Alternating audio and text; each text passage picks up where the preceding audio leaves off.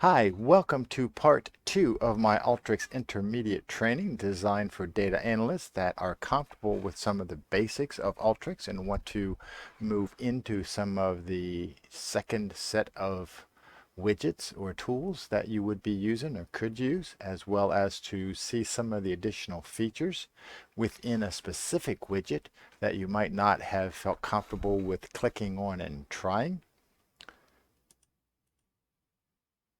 Just a brief update. Here we are. We're going to generate a keyword text file. I think I've also have a video for this, but it's nice to do it in a single video and have more of a discussion about why I did it so that you can follow along as I create it.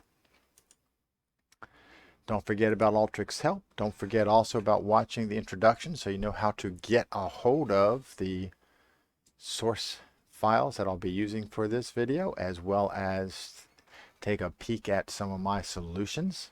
But what we're going to do is that John Q needs to send a text file to the state for the encounter data that we have from the puppies and the veterinarians so that we can keep up to code and requirements. A lot of your reporting that you will have to do through files to any government or other private industry, they like to see a specific data type. Keyword value is one of those that they're very happy to receive, and you send to them quite often. So this is a chance to look at how you would send that. In doing this, there are more than one way to achieve this. I want to show two different methodologies that I've used. I'm not sure which one I like the best. Both of them have a little bit more requirements than you might be comfortable with. One you might like better than the other. But again, Alteryx is no correct way of doing something. It's not necessarily also the best way of doing something. It's the way that makes sense to you and that you are comfortable with. And at the end of the day, it gets the job done. Also keep in mind that your problems that you need solutions to are probably a bit more complicated than what we're presenting here. But the reason why I try not to get too much into a single solution for one of these short videos is that we want to focus on just one point. When you're trying to solve your own data issues, you will need to solve that one step at a time, which means pulling a bunch of these tricks out of your bag and putting them together. But if you don't know the tricks or how they work or that they are there, you don't know how to pull them out and to string them together. As a reminder, here is the Puppy Veterinarian Encounter table, which has our puppies and our clinics that they attended. What we want to do is send out what is called a keyword value file. That is a flat text file. It has the name of the attribute and its value. And the states like to read these. You may have some additional requirements. This is the most simplistic form of them. So given that being our results, let's take a look at what we can do with this. Obviously, what we want to bring up is our empty Alteryx designer window. We want to start out, obviously, with our spreadsheet that we're using for input. Whatever input you happen to have, that's what you would be doing here. Things you can do is copy and paste it from another source, which is what I'm doing right now. You can't see it, it's off window. I can also drag and drop, so I can just simply insert by pasting, and here is it from the previous workflow that we worked on. You also can drag and drop the file name. If you haven't seen that, and I don't remember how often I show, but I think it's one of the neat features of Alteryx. And if I go ahead and navigate to my directory that has these files in it, if you go out to my Google directory, you'll be able to get to Alteryx Intermediate. And there it is. So Alteryx Intermediate will have some files on it. This is sort of a work in progress, and so it has a number of things that will not be on this share, but most of them will be residing there for you to use. So we have our Puppy Encounter Veterinarian. So if we just simply drag that over here, Alteryx recognizes it as a spreadsheet and asks you to go ahead and give you the ability to attach to it. I think that's pretty awesome, but then again, that is just me. So what we want to do here is that we want to get our keyword values. There's a couple ways, actually two ways we're going to look at doing this. You can choose your own favorites. always recommend once you bring in a file, go ahead and drop in a select. Now, we've talked in the past about right sizing your data, but to do this keyword value, we need to turn everything into text, so it doesn't matter quite what we start with. Now, the way that we're going to address this data is to take the data apart, modify it, and then put it back together, letting Alteryx do a lot of the heavy lifting for us. The second solution doesn't do quite so much breaking it down, but relies upon some other functionality in Alteryx, so we'll take a look at it both ways. This is the way I first saw the problem. And what we need to do is, if we're going to take something apart and put it back together, we better have an ID for each record so we can get it put together right. I was searching one day to figure out how to do this to solve a problem that wasn't quite as simple as this one. And rather than generate my own piece of work, I suddenly realized that there's a widget that just will simply add a record ID onto it. And I found that this to be a great vision by the Alteryx team to include something so simple in their toolkit for you.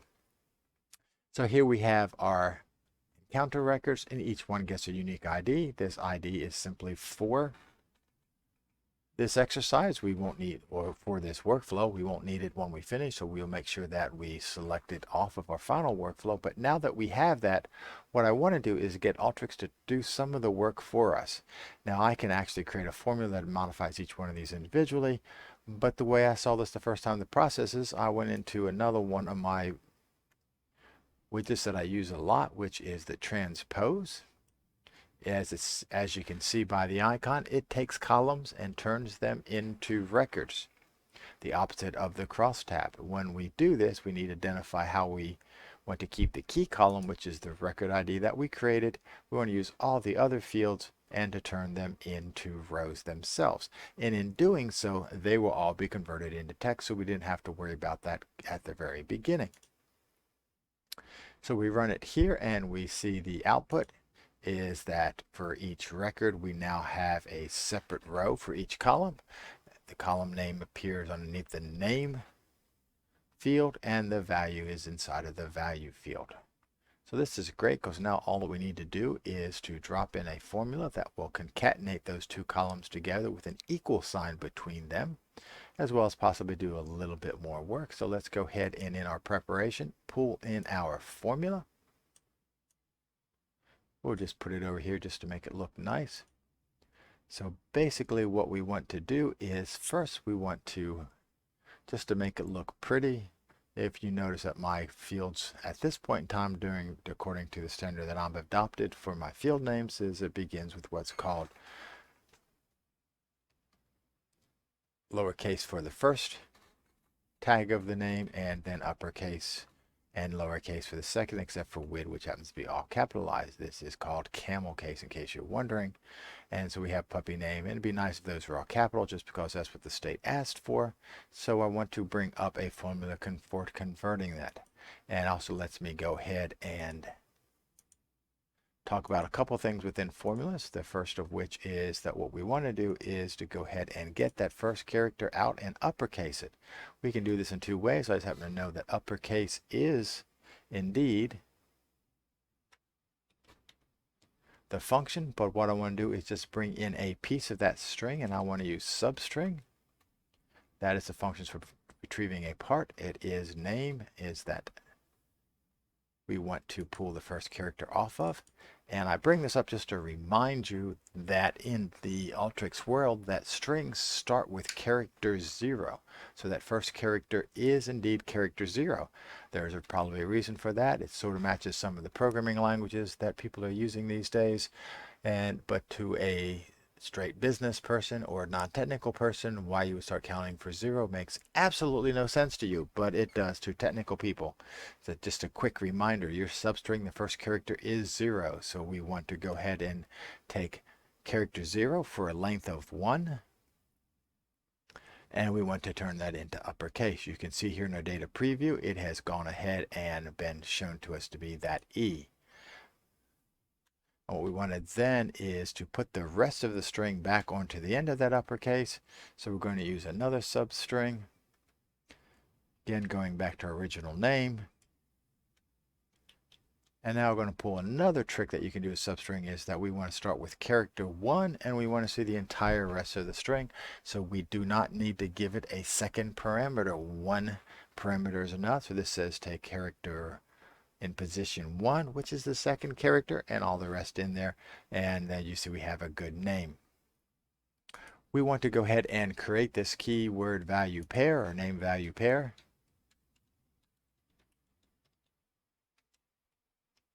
Attribute at this point in time, we want to go ahead and make that a V string. Let's give it some nice size to be with. Doesn't really matter, so make sure it's big enough to hold this stuff we're going to add. That is way too big, so we just go ahead and move it down to 200. And all we want to do here is concatenate the two strings that we have together. And it turns out Alteryx makes that easy for you as well. So we want to take our name field. We want to use the plus in order to concatenate strings.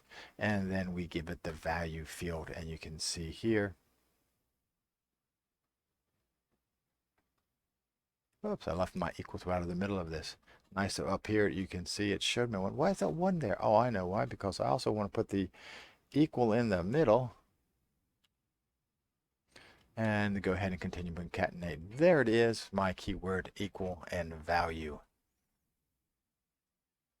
Running this is now straightforward. I end up with each individual record being what I need it to be, which is name value pair. We also have the pieces that we were working with at the beginning, and we have this ever so important record ID. Why is that important? Because we've got to put things back together. But in this case, we're going to not only put them back together, but we're going to make them comma separated all at the same time, because it turns out that's one of the things that are hidden inside of the summarization widget. So if we go ahead and field, we want to group by this.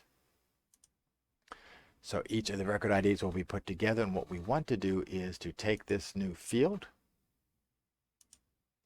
And you can see if we go down into string, there is a concatenate function within the group by, which is extremely useful. We can give it all kinds of information. This can begin the string, and this is the actual separator, and this can be the end of the string.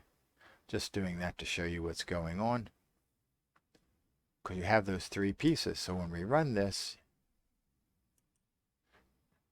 nicely put, we can see that our answer here, make this huge, there we go, is that it begins and gives us our information, comma separates each of the fields, and if we continue to drag it over to the right, you can see that there's an end over there. Oh, by the way, I just double click this, it pulls up a record display. That's a much easier to see long strings. We can double click it again, or just actually, there's a way of closing this. I always forget how. Field cell viewer, turn the cell viewer off. A couple of ways. Let's turn cell viewer on, cell viewer off. I double click, but it works. Don't really want to have that end and start in there. Just was showing that to you so that you understand what the pieces are. Let's go back to our summarization, our concatenation, and let's call this output to name value pair. We don't need the begin. We don't need the end. Let's go ahead and drag a select on here just so we don't continue to do the same work over and over again. Once we get here, we don't need the record ID. All we need is the output name value pair. And you can see the data worked out fine for us. Nothing at the end, because length of stay did not have any value for the first one.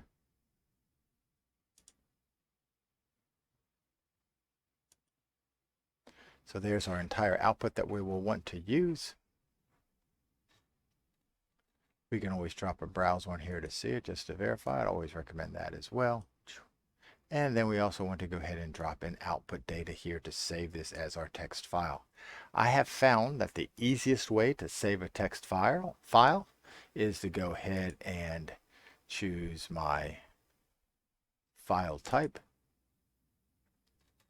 Let's give it our name. In this case, it's going to be Puppy.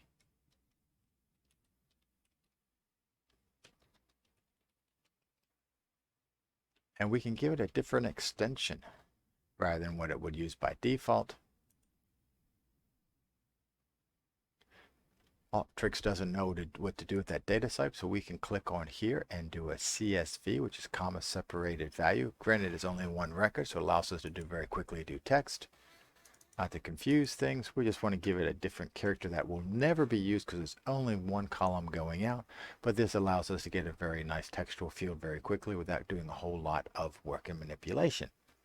And the final thing I want to show you about this output is it make it really messy to show all of these directory information all the time. If you want to put it in the directory where your file is stored, you can give it a period and a slash. That will be the current directly. This will not work. I'll just show you that when I run this.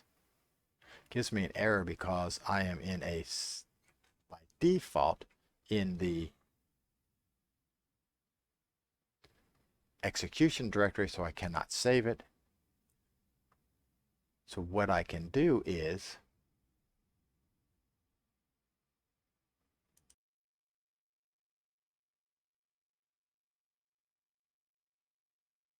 go ahead and save this first.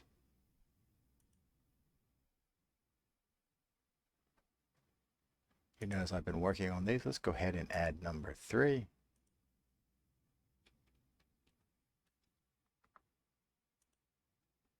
Now when I run this, since there's a directory for the workflow, it will save the output data in that same directory.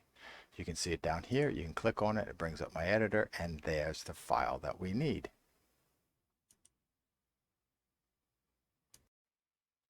Now I promised you a second way of doing this, so we'll jump into that second method as well. The second method actually requires a little bit of trickery maybe, but really just some knowledge of what else is out there and how you can use it to your best advantage. And it also turns out that we will need a lot less widgets to do this work with, so let's go ahead and build it pretty quickly. So getting to something that might be a bit more advanced than some of the transformation ones, but it's still here in preparation. People tend to shy away from this multi-field formula. It can do a couple of slick things for you, and we're going to have to run it twice just to show what we want to do with this. So the first thing we're going to use our multi-field formula for is to change all the fields to text. And I just put that comment in here. So what we want to do is click on the select. We want to take a look and drag this down. Which fields do we want to modify? Because what the multi-field formula widget does is allows you to apply a standard formula to more than one field without having to create a formula for each individual field. In this case, we want to choose all types of files. We want to click all of them. And what we want to do is turn off copy output and instead simply change output data type to vstring sub 200.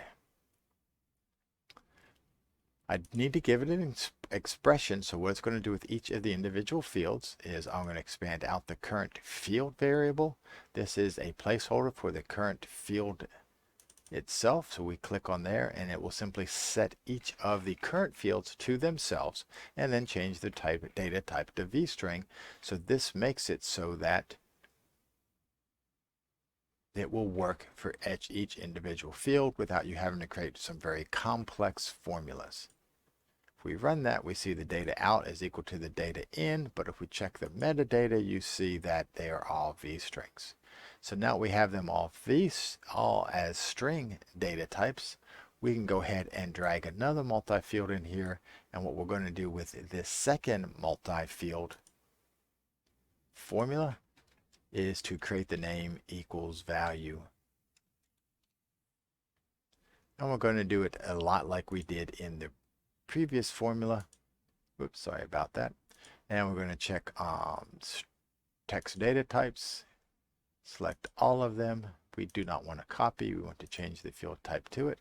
So here is where people tend to like formulas first because it's a bit easier building a formula and testing it than it in a formula widget than it is within this more open context.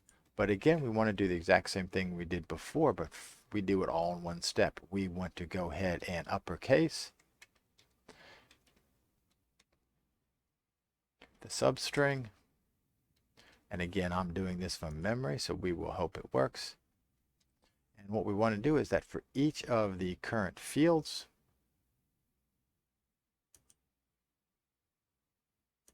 we want to take their field name. So in substring, this is running at 0 for 1, turn it into uppercase. Add to that or concatenate to that the substring. Again, much easier to drag this down to the current field name. Also can double click on that and it'll insert it right where I was, but I wasn't in the right place. So let's go ahead and drag it down. And that's going to be from column 1 to the end of the string. We're going to add to that the equal sign, and then we're going to add to that the actual current field. Since we're not exactly sure how that's going to work, we will just go ahead and hold it off there.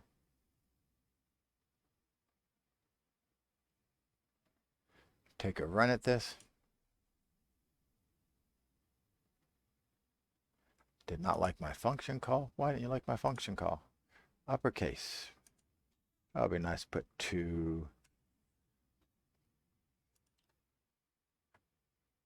Didn't tell me where the error was, just told me it was an error. A little bit of eyeballing says what I did when I was working this originally is I left one extra closed parenthesis off of there. Now we can run this. Errors out here because they are not connected. That's fine. And now we can see that if we go to the data coming out, we can see that each of these fields has the field name with an equals to and the actual value in it. All we want to do now is to output that as a comma separated file.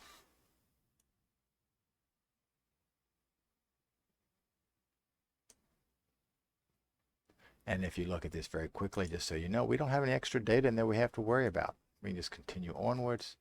There's our browse. Here's our output data. What we want to do here is to give this another name. Let's call this 3. And it'll still be a comma. So now we actually need to comma separate this. And we put a comma in there. Hard to see that that's a comma. It's hard for me to see that it's a comma, but we are going to assume it is a comma. We go ahead now and can run this. We see that we've gone to different dat file. We click on that dat file, and sure enough, it's comma separated. You notice it doesn't have that extra space in there. That was just something we put in there to make it look better, not really a requirement. If it is a requirement, we can get it in there. It's just a bit more work, but in its true nature value, or its true default methodology of a CSV, there's only a single character that can be used to separate them, and this will be good and executable or readable by the state that we're sending this information to keep them abreast of what our puppies are getting themselves into. So 2 versions of this. You can choose which one you like. We introduced a couple of ways of actually doing the same work. This one obviously is much shorter, much simpler, but you have to understand how that multi-field formula will work for you and get it to do that work. And the previous one that we used stayed within some of the more basic tools, which is the nice trick of adding a row ID, record ID to it, and then using the transpose with a formula, and then putting it back together again with the summarize and concatenation. So I hope this sort of starts to open your mind up to see what you can do. If you enjoyed this video, please subscribe. Also, drop some comments. Let me know if these are helping you, what else you might like to see in this intermediate course or not. This is very fluid process going on. I have a plan, but it can always change at any point in time for as far as the syllabus is concerned. But so far, it's hanging together. Go back to our presentation just to show you this is what we finish up, 2 different alternatives to it. And the next course that's coming out is going to be calculating the weight change by date. And we should have fun with that, to where we want to see if puppies have gained or lost weight while they've been staying at the veterinarian, if they indeed stayed at the veterinarian. So we'll introduce a new data set with a way to satisfy that requirement. So have a great day. Hope you enjoyed this video. Hope your Alteryx is going well. Any questions, comments, concerns, thoughts, drop them in comments, drop me an email, and I look forward to hearing from you or having you watch my next video when it's made available.